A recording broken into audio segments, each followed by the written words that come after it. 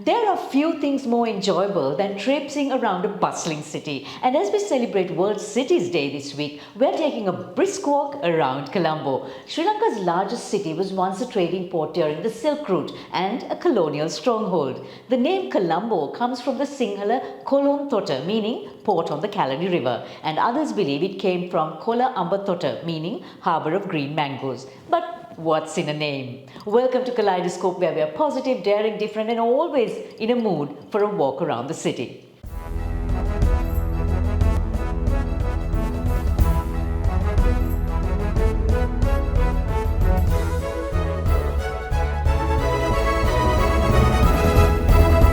Today on the show, we have an exclusive with the reigning Miss Intercontinental. Explore the possibilities of MICE tourism and find magic in clay bodies.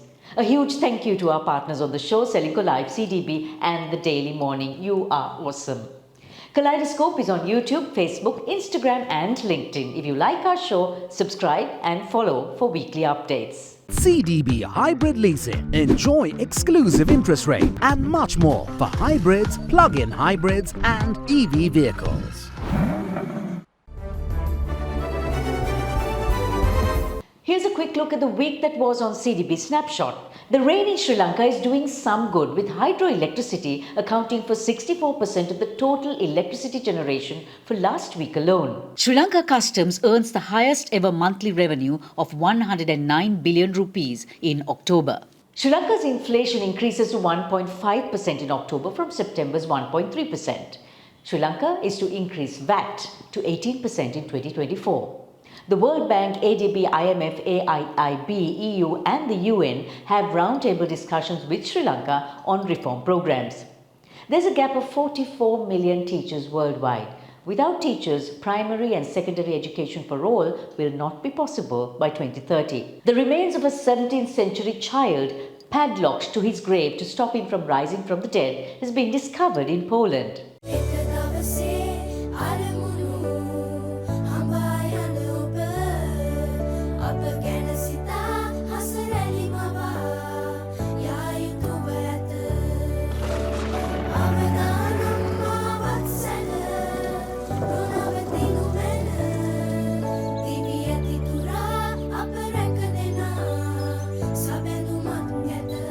You focus on your goals. We will take care of the risks. Srilanka Life.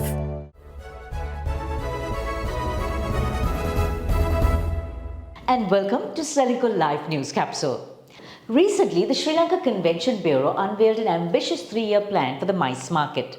Chairman Thisuk Jayasuriya plans to align this framework with the 10-year tourism master plan for 2023, aiming to boost tourism earnings to $1.36 billion with at least 10% of the arrivals from MICE tourism by 2026. In fact, the Jaffna MICE Expo will be held at the end of this month.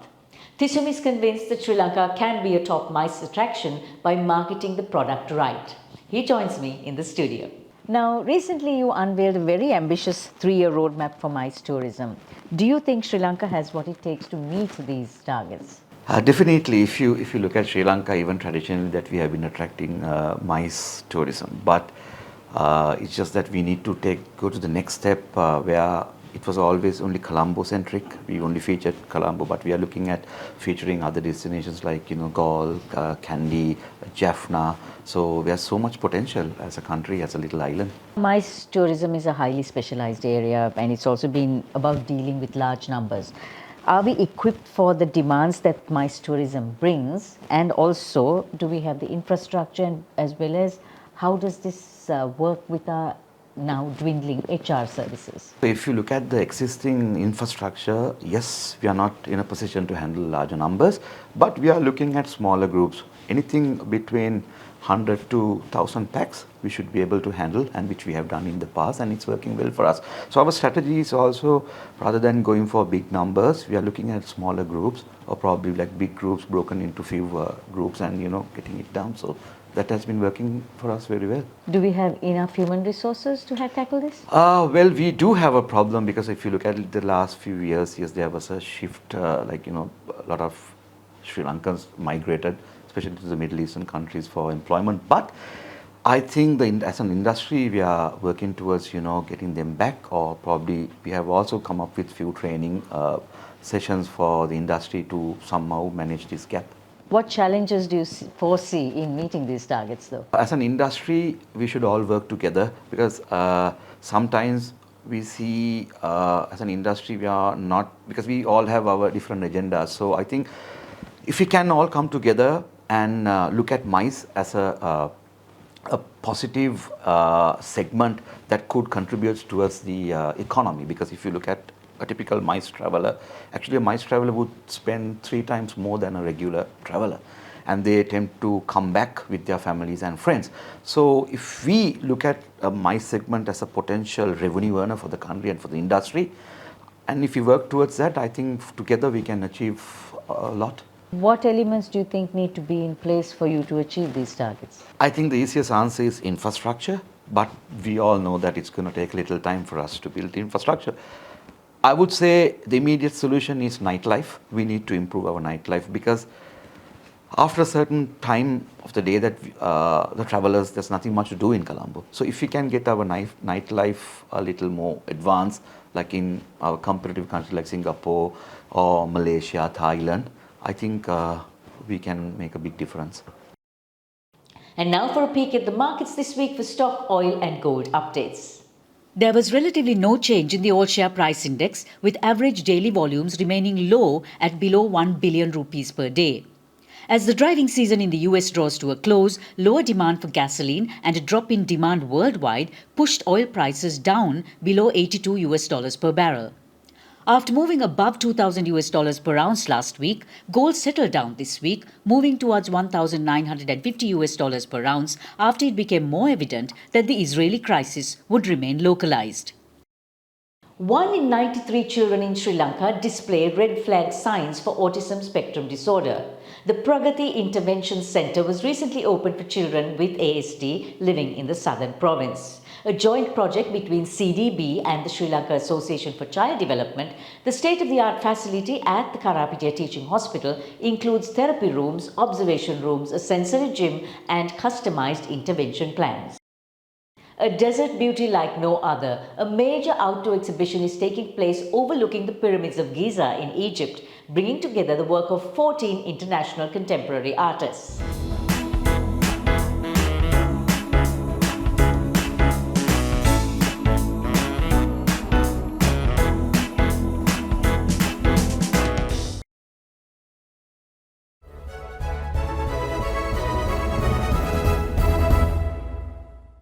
And there she is standing, the new Miss Intercontinental 2022, one more time.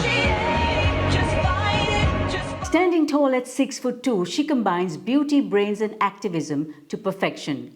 The reigning Miss Intercontinental, Lani Bao Ngoc from Vietnam, is the first Vietnamese woman to win the crown.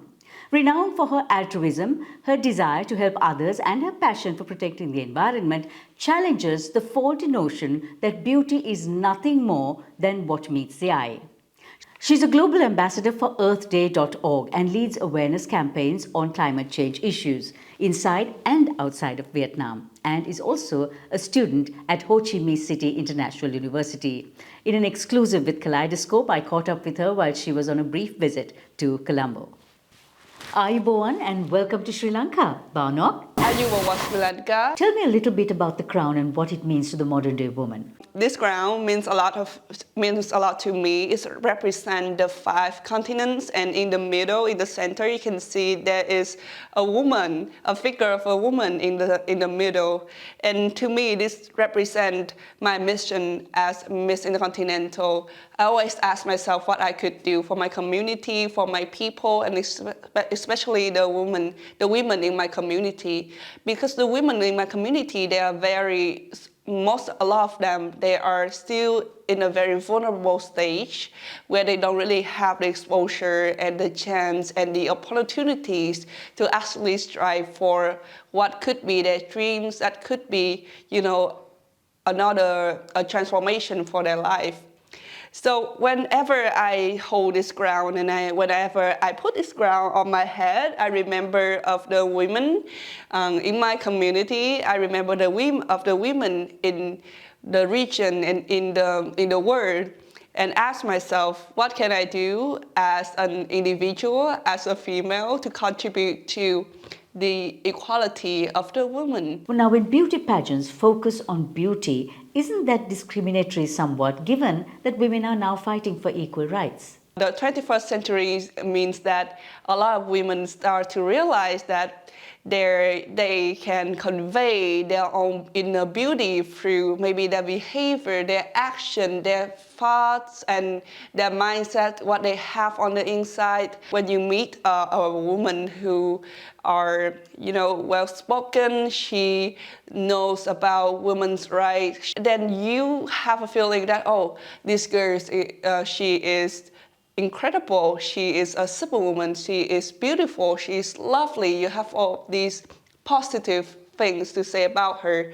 So yes, nowadays, beauty contests should not always be about the external look anymore, but actually what you're thinking on the inside and what you advocate for. Environmental conservation is one of your passions. You launched Earth Day Every Day by Baonok.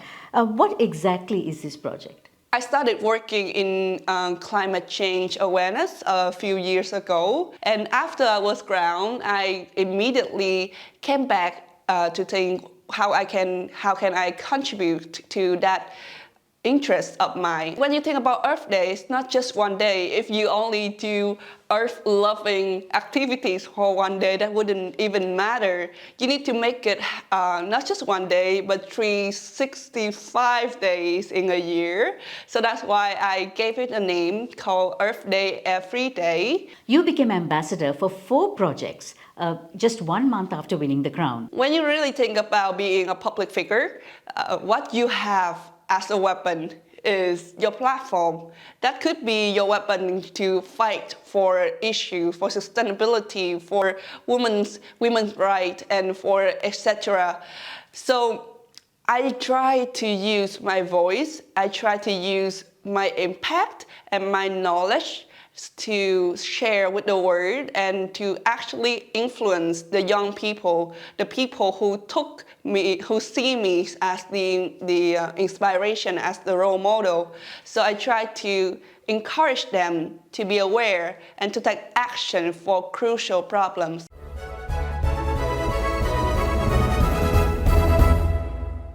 On Life in 60 today, we are featuring an artist who sees life in her ceramics. Shayari De Silva, a ceramicist and founder of Clay Bodies, thinks of her ceramics as little entities, and her practice is all about pouring artistry and love into her pieces as a way to distance her work self from her artist self. A graduate of the Yale School of Architecture, her work is at PR, and that's where I met up with her. I trained as an architect, and I really loved making very fluid, organic forms. And even in architecture school, I was always using really weird materials like tinsel and paper for my models. And when I started working with clay, I realized that this is the material that gives the forms I want. It just happened. But it's also, as I said, it's something that you can keep working on. It's forgiving, but it's also fragile, which I really love. This kind of contradiction in ceramics is something I really love, that things can be really, really hardy actually. They can look really fragile, but they have quite a lot of strength. But then they also can break, which I love as kind of a mirror of people in a way. And my grandmother had an amazing collection of ceramics, and she had all these bone china teacups, which I love. I still love using very light ceramics. And so when I started working with it, a lot of my work is actually removing material to get things as fine and delicate.